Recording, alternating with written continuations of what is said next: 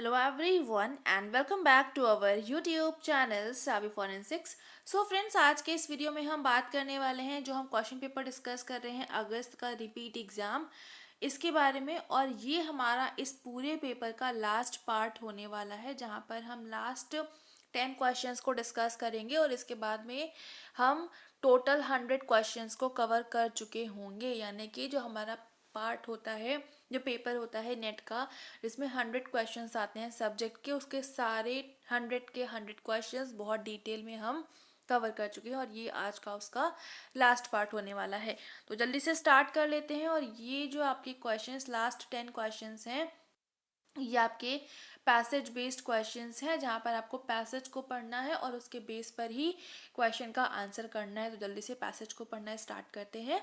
यहाँ पर कह रहे हैं एक फीमेल है जो कि वर्क करती है रियल एस्टेट कंपनी में, जहाँ पर वो विजिट करती है अपने बॉस के रेसिडेंस में टू डिस्कस कुछ ऑफिशियल वर्क के बारे में डिस्कशन के लिए। डिस्कशन के दौरान जो बॉस होता है वो एक अटेंड करने जाते हैं कॉल को लैंडलाइन पर दूसरे रूम में।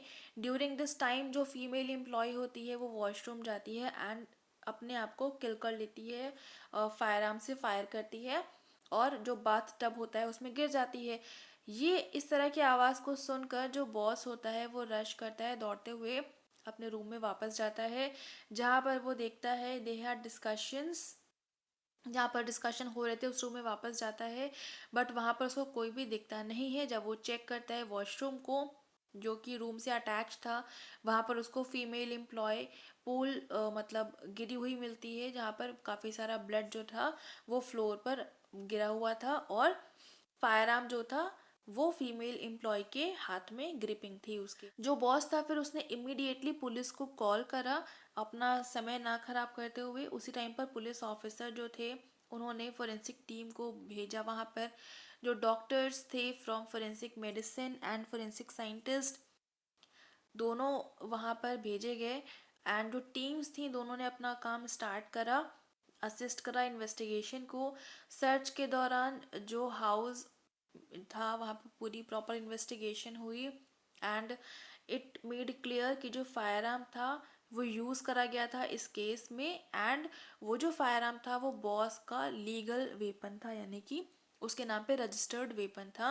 एंड इट मीन्स मतलब इट सीम्स कि जो फीमेल था, जो फीमेल एम्प्लॉय थी उसको उस वेपन के बारे में अवेयरनेस थी। जो बॉडी थी डिसीज्ड की उसको पोस्टमार्टम के लिए एफएसएल में भेज दिया गया ताकि जो फोरेंसिक टीम्स हैं वो फर्दर अपनी इन्वेस्टिगेशन को कंटिन्यू कर पाएँ। जैसे कि कोई भी अगर फिंगरप्रिंट है या कोई भी अदर पार्टिकल है तो वो अच्छे से एग्जामिनेशन हो पाए। But on advice of someone ये जो बॉस था उसने सरेंडर कर दिया पुलिस को ये कह के कि उसने ही एम्प्लॉय को मारा है। And during postmortem it was revealed that this female जो थी वो 3 मंथ प्रेग्नेंट थी। तो ये पूरा केस है। अब इस केस के बेस पर आपको 5 क्वेश्चंस का आंसर करना है। इसमें से पहला question, which of these is the best way to prove the innocence of suspect in such situation. तो इस तरह की कंडीशन में इनोसेंस को प्रूव करने के लिए क्या सही तरीका रहेगा? क्या लैंडलाइन फ़ोन पर जो फिंगरप्रिंट होंगे उसका हम हेल्प लेंगे, वेपन के ऊपर फिंगरप्रिंट देखेंगे, रिकॉर्डिंग लेंगे लैंडलाइन फ़ोन की, या स्प्रेडिंग ऑफ पेपर्स अगर हमको मिल रही है लैंडलाइन फ़ोन के आसपास तो वो हमको हेल्प करेगा। तो जो फिंगरप्रिंट हमको मिलेंगे वेपन के ऊपर वो हमको सबसे अच्छे से हेल्प देंगे कि फायरिंग किसने करी थी। करेक्ट आंसर हो जाएगा ऑप्शन नंबर 2। नेक्स्ट क्वेश्चन देखें तो यहाँ पर कह रहे हैं mention the best way to correlate the weapon of offence in such situation. इस तरह के सिचुएशन में जो वेपन ऑफ ऑफेंस है उसको कोरिलेट अगर हमको करना है, लिंक करना है, तो क्या हमको हेल्प करेगा? तो जो इंजरी है उसका नेचर क्या है, किस तरह से कोई भी इंजरी कॉज हुई है, इसको देखकर ही हम ये चीज़ आइडेंटिफाई कर पाएंगे इस तरह के सिचुएशंस में। Correct answer option number 1। Nature of injury के बारे में थोड़ी सी इन्फॉर्मेशन यहाँ पर लिखी हुई है, आप लोग इसको पढ़िएगा। इतना कुछ टिपिकल नहीं है। नेचर ऑफ इंजरी, कोई भी इंजरी अगर हुई है तो किस तरह से हुई है, किस तरह की दिख रही है, किस एंगल पर है, क्या पोजीशन है, तो ये सब हम एनालिसिस करते हैं, उसको देखकर हम सारी चीज़ें आइडेंटिफाई करते हैं।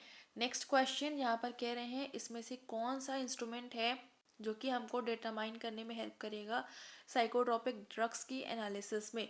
तो जो आपका लिक्विड क्रोमेटोग्राफी होता है ये ज़्यादा हेल्पफुल होता है कोई भी पॉइजन अगर है उसके डिटेक्शन में, क्योंकि ये सेंसिटिव होता है, हाईली सेंसिटिव होता है, स्पेसिफिक होता है, making it ideal for detecting and identifying psychotropic drugs. जो भी बायोलॉजिकल सैंपल्स में साइकोट्रोपिक ड्रग्स होते हैं उसके लिए आपका लिक्विड क्रोमेटोग्राफी मास स्पेक्ट्रोमेट्री को ज़्यादातर हम यूज़ करते हैं।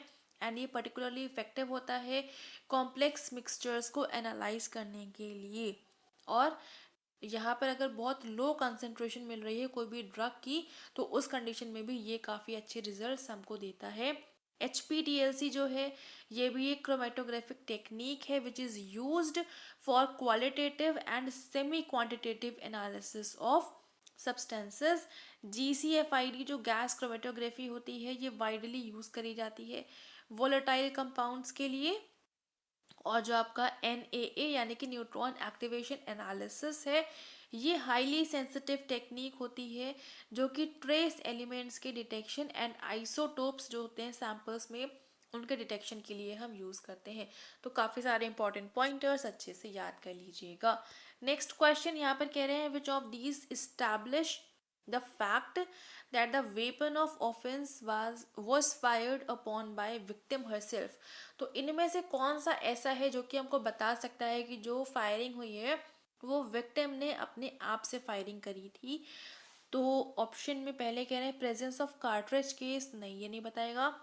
GSR, अगर विक्टिम के हैंड में GSR है यानी कि गन शॉट रेसिड्यू है तो डेफिनेटली जो फायरिंग हुई है वो विक्टिम ने खुद से करी होगी। तो करेक्ट आंसर हो जाएगा option number 2। Gun shot residues क्या होते हैं, जब भी आप फायरिंग करते हो तो फायर आर्म से कुछ burned unburned semi burned particles निकलते हैं जो कि जो इंडिविजुअल फायर कर रहा होता है जिसके हाथ में फायर आर्म होता है उसके हैंड पर कैप्चर हो जाते हैं। तो वो पार्टिकल्स हमको बताते हैं कि कौन सा इंडिविजुअल था जिसने फायरिंग करी होगी। GSR से रिलेटेड कुछ इंपॉर्टेंट इन्फॉर्मेशन यहाँ पर लिखी हुई है, इसको आप लोग चाहिए तो एक बार रीड कर लीजिएगा। अब आगे चलते हैं और यहाँ पर अगला क्वेश्चन इसमें कह रहे हैं विच of these hormones confirms the pregnancy of women. तो इनमें से कौन सा ऐसा हार्मोन होता है जो कि वुमेन की प्रेगनेंसी को कंफर्म करता है। तो करेक्ट आंसर ऑप्शन नंबर 3 जो ह्यूमन क्रोनिक गोनेडोट्रोपिन होता है ये आपका कंफर्म करता है प्रेगनेंसी ऑफ द वुमेन। अब यहाँ पर काफ़ी सारे इंपॉर्टेंट पॉइंटर्स, हर एक चीज़ को बहुत अच्छे से सुनते हुए चलिए। सबसे पहले HCG मोस्ट रिलायबल हार्मोन होता है प्रेगनेंसी को कंफर्म करने के लिए which is produced by placenta shortly after the fertilisation of egg. Next ये जो है डिटेक्टेबल होता है around 6 to 12 days after conception. And यहाँ पर एक और चीज़ DHEA एक हार्मोन होता है जो कि एड्रिनल ग्लैंड से प्रोड्यूस होता है एंड ये प्रिकर्सर होता है बोथ एस्ट्रोजन एंड टेस्टोस्टेरोन का। एस्ट्रोडियोल जो होता है ये एक तरह का एस्ट्रोजन होता है which is important for regulating जो मेंस्ट्रुअल साइकिल होती है और जो प्रेगनेंसी होती है इसको मेंटेन करने के लिए जो एस्ट्राडियोल होता है ये आपका काम करता है। और जो एस्ट्रोजन होता है which is including oestradiol important होता है अर्ली स्टेजेस ऑफ प्रेगनेंसी को सपोर्ट करने के लिए। तो यहाँ पर कुछ इंपॉर्टेंट पॉइंटर्स हैं, थोड़ा सा ध्यान रखिएगा इसको क्योंकि इसको लिंक करते हुए आपके एग्जाम में क्वेश्चन बना सकते हैं जैसे यहाँ पर लिंक कर दिया था। आगे चलते हैं अगला पैसेज और इसको पढ़ना है, फिर क्वेश्चंस 5 क्वेश्चंस का आंसर करना है। अच्छा ये जो पैसेज वाले क्वेश्चंस होते हैं ना काफ़ी आसान क्वेश्चंस होते हैं। अगर आप पैसेज को नहीं भी पढ़ रहे हो फिर भी आप लोग आंसर कर सकते हो, बट फिर भी आपसे यही कहूँगी कि एक बार आप लोग पैसेज को पढ़िएगा ज़रूर से, उसके बाद ही क्वेश्चंस को करना स्टार्ट करिएगा क्योंकि हो सकता है कि आप आंसर किसी और रेफरेंस में कर दो बट पैसेज में कुछ और दिया गया है तो आंसर आपको उसी रेफरेंस में देना है जो आपको आपके पैसेज में पूछा गया है, बताया गया है, उसी को ध्यान रखते हुए आपको क्वेश्चन का आंसर करना होगा। इस पैसेज को पढ़ लेते हैं। तो यहाँ पर कह रहे हैं कि a women went out for her wedlock and moves to her mother's place. अपनी मदर के घर जाती हैं अपनी डॉटर के साथ। जो मदर है वो एक लेविश लाइफस्टाइल स्पेंड करना चाहती है, जहाँ पर उसको बहुत सारा पैसा अर्न करना है, और इस सबके बीच में वो जो उसकी बेटी है उसका ध्यान अच्छे से नहीं रख रही है। एक दिन मदर जो है अपनी बेटी के साथ में मार्केट जाती हैं और उसको एक गोलगप्पा की जो शॉप है, स्टॉल है, वहाँ पर छोड़ देती है। एंड उसको बोलती है कि जब तक मैं आऊँ ना तब तक कहीं जाना नहीं, और 10 से 15 मिनट में मैं वापस आ जाऊंगी। इस टाइम पर जो स्ट्रे एक अजनबी फीमेल आती है उस बच्ची के पास में, एंड उसको अपने साथ लेके जाती है ये बोलकर कि उसकी मदर ने उसको भेजा है अपनी उसकी मतलब उस बच्ची को ले जाने के लिए। फिर ये जो लिटिल गर्ल है वो कंफर्म हो जाती है और रूम मतलब उसको अपने साथ ले जाती हैं, मतलब जो फीमेल होती है वो, और एक रूम में जाके बंद कर देती है जहाँ पर उसको कंटिन्यूअस खाना वगैरह सब मिल रहा होता है। मीन टाइम जो मदर एंड ग्रैंड मदर हैं उस बच्ची की, वो एक मिसिंग कंप्लेंट फाइल करती है अपने नियरेस्ट पुलिस स्टेशन में। तो जो गर्ल होती है वो कैसे भी करके भाग जाती है उस रूम से, एंड मेन रोड पर आती है और चिल्लाती है अपनी मदर और ग्रैंड मदर के लिए। जो पब्लिक है उस प्लेस पर जो भी अवेलेबल होती हैं वो लोकल पुलिस स्टेशन में बताते हैं, जाके फाइनली हैंड ओवर कर देते हैं उसको पुलिस को, जहाँ पर मिसिंग कंप्लेंट लॉज हुई थी। नेक्स्ट डे जो ग्रैंड मदर थी वो सुनती हैं कि उसकी जो डॉटर है बात कर रही है किसी से फ़ोन पे, and could make out that her daughter wants to sell the girl.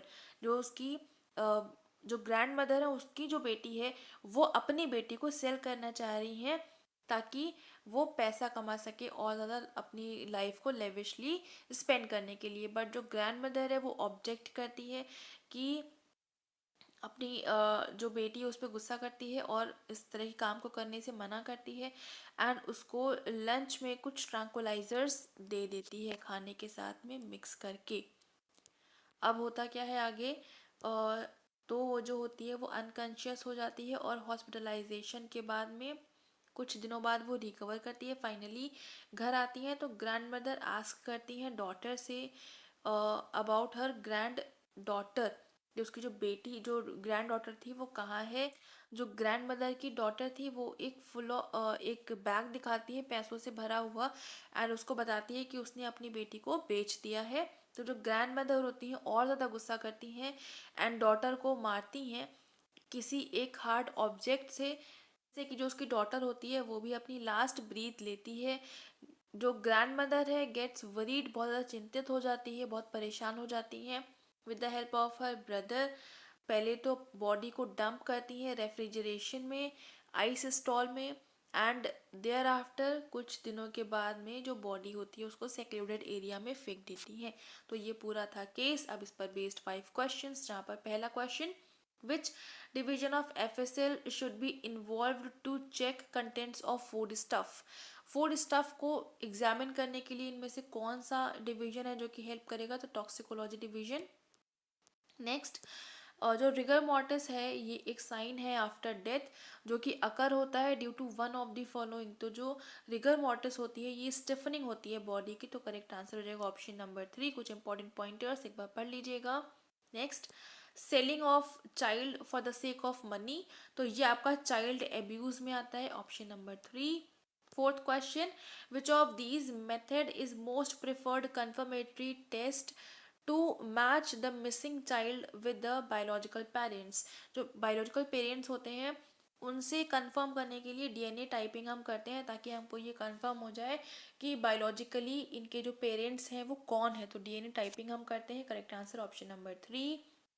और ये हमारा लास्ट क्वेश्चन पूरे पेपर का और 100th क्वेश्चन है ये, जहाँ पर कह रहे हैं time since death in freezing body can be determined by. तो time since death find out करने के लिए हम ग्लेस्टर इक्वेशन लगाते हैं, जहाँ पर हमको जो रूम बॉडी का जो नॉर्मल टेम्परेचर होता है माइनस करते हैं बॉडी के temperature at the time of death, इसको हमें डिवाइड करना होता है 1.5 से। तो ये आपका पूरा फॉर्मूला है। टाइम सिंस डेथ अगर निकालना है तो नॉर्मल बॉडी टेम्परेचर 98.6 होता है यूजुअली, माइनस करेंगे body temperature at the time of death, जिसको हमको डिवाइड करना होगा 1.5 से। तो ये फॉर्मूला काफ़ी इंपॉर्टेंट, अच्छे से इसको याद कर लीजिएगा, और ये फॉर्मूले का नाम है ग्लेस्टर इक्वेशन। तो अब हम पूरा पेपर कवर कर चुके हैं, सारे 100 क्वेश्चंस हमने डिस्कस कर लिए हैं। उम्मीद करती हूँ सब कुछ समझ में आया होगा। कहीं पर कोई डाउट, कोई क्वेश्चन, कोई क्वेरी है, हमारा व्हाट्सएप नंबर है, ईमेल आईडी है, आप लोग यहाँ पर हमसे कांटेक्ट कर सकते हैं। बाकी जो पीडीएफ्स हैं कंटिन्यूअसली आपको हमारे टेलीग्राम पर अवेलेबल हो रही हैं। कंपाइल्ड फॉर्मेट में आपको वेबसाइट पर ये सारे क्वेश्चंस अवेलेबल हो जाएंगे। उसके अलावा कुछ और पढ़ना है तो फेसबुक अवेलेबल है, यहाँ से जाकर आप पढ़ सकते हो। पीडीएफ्स चाहिए हैं, सब वेबसाइट पर हैं और हमारे टेलीग्राम पर अवेलेबल हैं। ठीक है, अभी करते हैं एंड। वीडियो पसंद आ रहा है लाइक ज़रूर से कर देंगे, अपने फ्रेंड्स के साथ में शेयर कर दीजिएगा ताकि उन तक भी ये वीडियो पहुंच सके। चैनल पर पहली बार आ रहे हैं तो सब्सक्राइब ज़रूर से कर लेंगे, बेल आइकन प्रेस कर लेंगे for daily updates. And thank you so much for joining me here.